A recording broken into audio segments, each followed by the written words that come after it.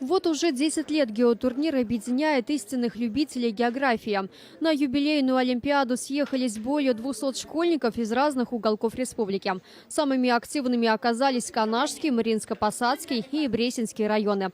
Турнир проводится под эгидой Республиканского отделения Русского географического общества. Есть язык, есть история родной страны и есть география, которая показывает, в каком пространстве, на какой территории ты живешь.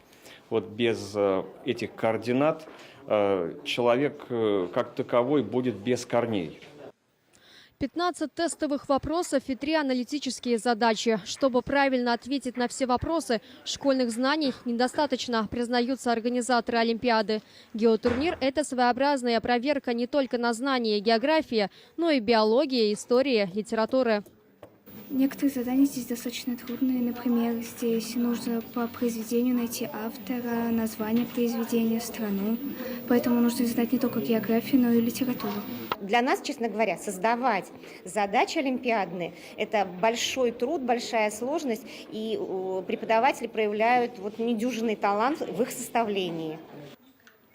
Во время Олимпиады школьники надеются только на свои знания. Проносить в аудиторию атлас, калькулятор, а тем более телефон строго запрещено. За порядком следят студенты-волонтеры. Здесь нет способов пользоваться телефонами, интернетом, атласами, картой. Я думаю, что это отличный способ проверить себя. Правила проведения Олимпиады совершенствуются с каждым годом. Например, на этот раз свои знания в области географии могут проверить не только старшеклассники, но и учащиеся 7 и 8 классов. Тем самым организаторы турнира надеются привлечь как можно больше участников и улучшить географические знания школьников.